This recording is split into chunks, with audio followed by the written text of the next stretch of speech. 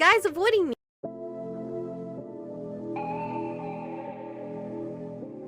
We're born in the moonlight. Ain't no fantasy.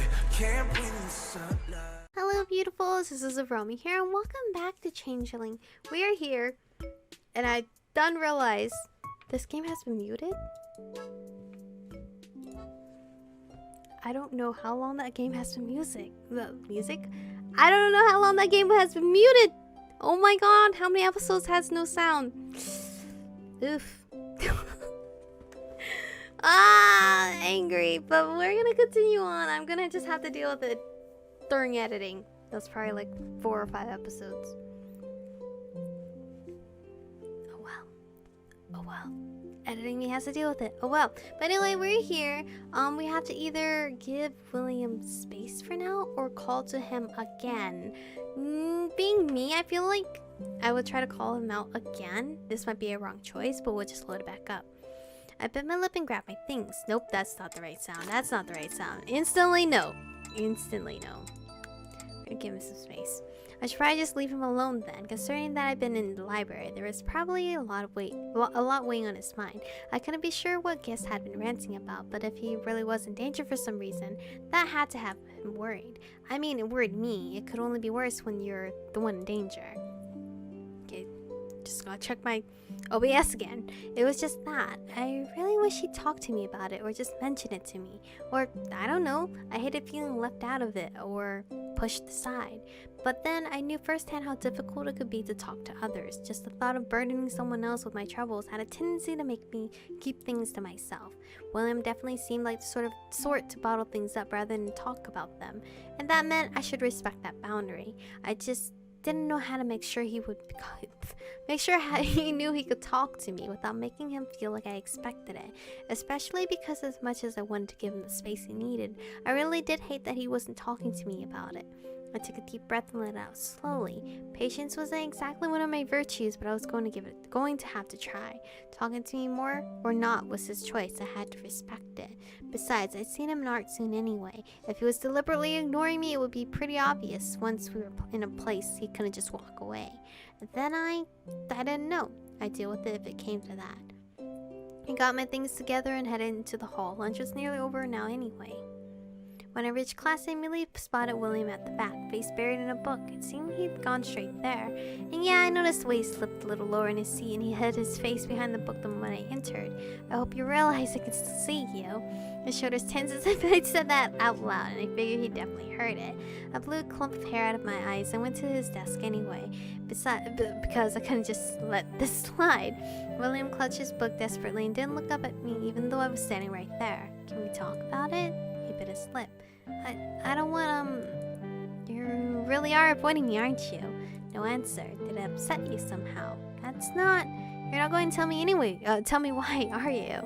Please stop. The fuck? I'm interrogating him? That's rude of me. Tell him you trust him? Perhaps I was fooling myself. Perhaps I didn't know him as well as I thought I did. Perhaps I'd created an image in my head of a William that didn't exist. Oh, dude, I'm so sad now.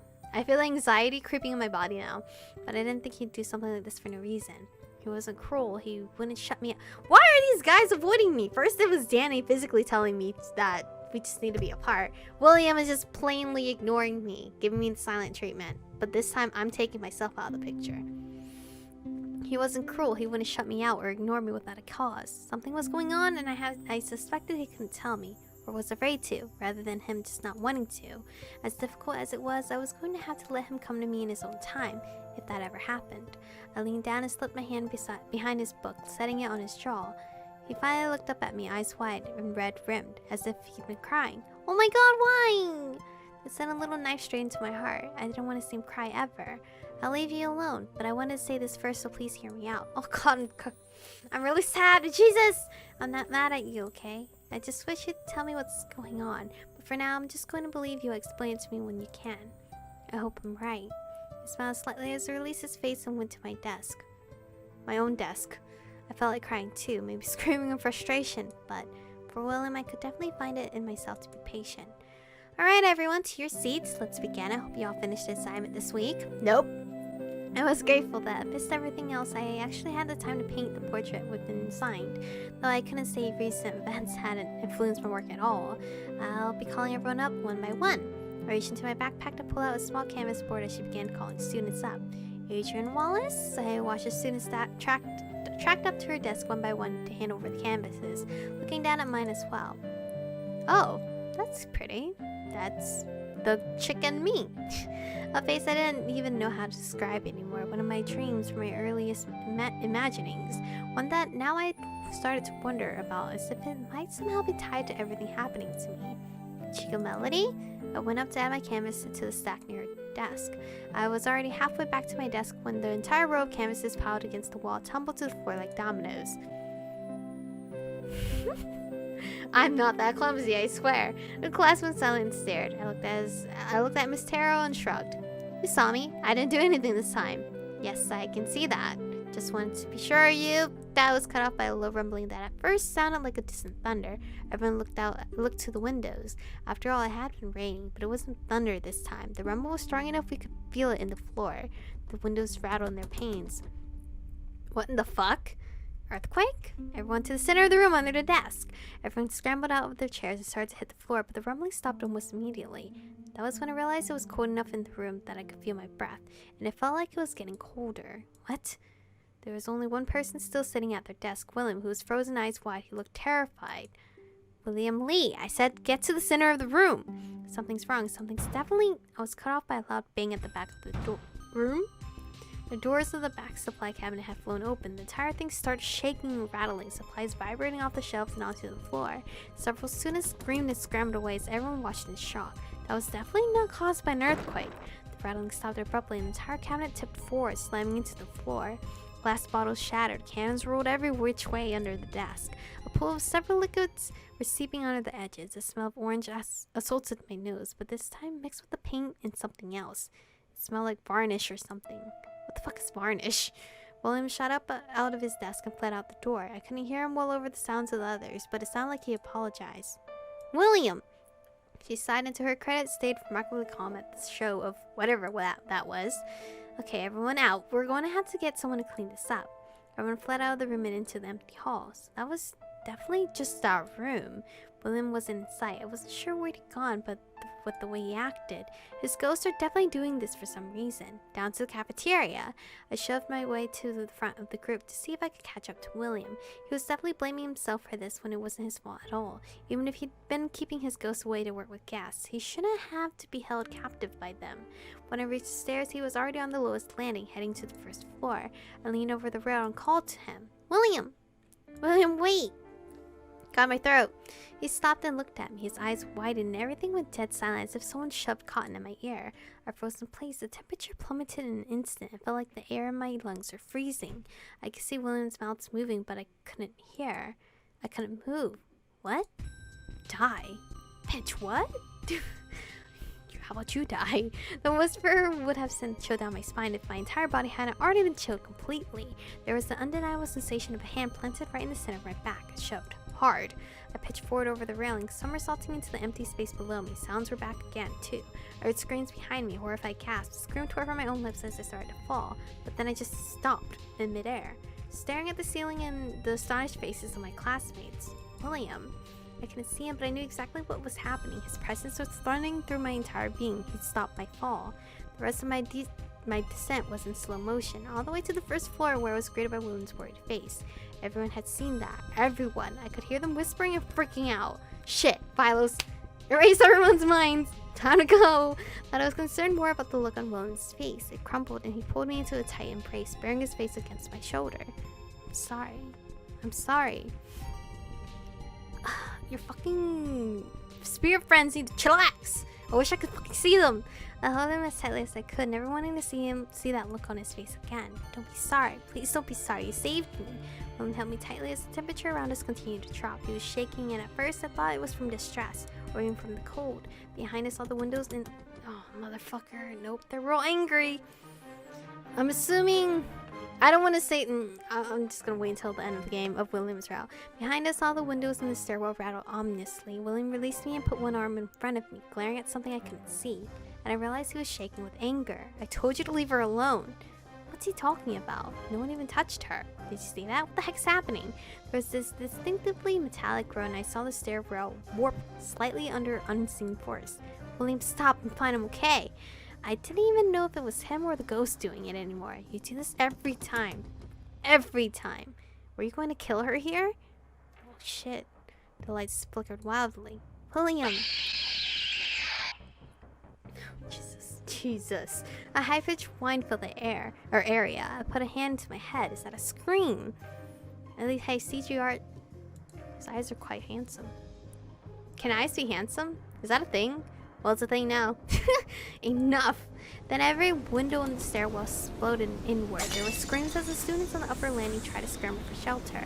The air felt electrified, and there was wind everywhere, whirling around me, throwing my hair into my face and catching on my clothes. The railing peeled itself off the wall and twisted into knots before it fell heavily on the floor. Lights shattered under the force of whatever was happening. I hissed as something cut into my cheek. It was a sound that caused William to look at me. Our eyes met and everything stopped, and as suddenly as it had started, the wind, the screaming, just like someone flipped a switch. I was staring at him in shock, holding one hand to my injured cheek. Above us, students were shouting, weeping. There were horrified whispers as students and teachers from nearby classes piled into the hallway and stairwell to see what had happened. And in the middle of the damage stood William and I. He looked around as if just realizing what was happening, what he'd been doing. He backed away, his expression horrified. William, I'm sorry. Wait! He turned and fled down the hall as if being chased before I could finish that sentence. William! I wanted to chase after him, but he hesitated as I looked up at the other injured students. It wasn't exactly full-on carnage, but people were hurt, so it definitely wasn't great either. Even so, there were a lot of people handling it, and someone should definitely follow William. It didn't look like it was going to be me, though. Not by the look on Vilos' face when he realized he materialized on the flight above me. He tipped his head toward the club room as guests pushed her away and past him. Guests pushed her away past him and down the direction William had gone. I took that as my cue that she was going to go after him, and I was going to the club room. Motherfucker. Maybe that's for the best for now. Well, Vilos caught my arm as I went past him. I would take care of that injury when I had finished here. Got it. I was still on edge as I went up to the 4th floor. I definitely did not want to get pushed to death again. Not when there was no one around to catch me. But William's ghost had either left or they were being good, because I made it to the club without incident and flopped on the sofa, waiting for someone to come tell me what the hell had just happened. Vilos is still working on getting memories altered, and because of the scale of the incident, we couldn't heal them up properly and had to leave their injuries intact. This is a complete nightmare. Why are you yelling about it? It wasn't William's fault. I'm yelling about it because I'm frustrated. Well, you aren't the only one frustrated. I'm not the only one yelling either. Yeah, when someone finally joined me in the club to catch me up on everything, it had kind of gone south pretty quickly. I glared at guests and flopped back on the sofa. William wasn't even in the room, so I didn't know what she hoped to accomplish by yelling at me. I hadn't exactly volunteered to be pushed down the stairs by a ghost. This has been building for days. I can't believe you didn't notice anything weird going on. Everything in my life has been weird for 2 weeks, so this was normal for me. That's not what I mean, and you know it. I'm talking about small things, missing items, things falling over, weird noises, poltergeist stuff. No, I frowned. That wasn't true, was it? Look, there were a few incidents, but I shrugged them off. The little things have happened from the very beginning when I was around William. My things would fall out of my backpack or whatever. I thought about the incident with my locker, but I guess they might have been getting worse lately. Nothing at home. Given the circumstances, I'm sure at least one of them followed you there. At home? No! The only weird thing in my house is our stupid brownie, which actually has been acting strangely. I slapped my palm to my forehead. No way, was it actually protecting me? Protecting you? Well, there was this one thing that happened the other day. There was glass in my food, but the brownie stopped me from eating it. Glass in your food? And then the air was let out of the car tires, and a few other things too. I just shrugged them all off. Shrug them off? How do you shrug off glass in your food? Brownie had been pranking. I was gonna say spanking. That's not correct. I've been pranking my brother for days already. I thought I just switched targets. Besides, why would Will's ghost will be after me or follow me home? The thought honestly never occurred to me. Cause my girl is dumb like that. Or maybe she didn't think they would do that. Who knows?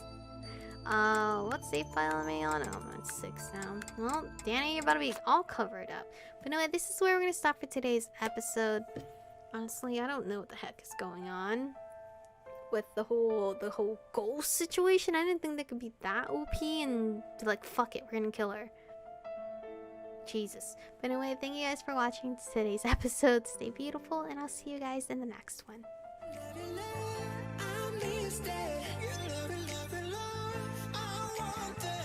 Touch it, touch it, touch it.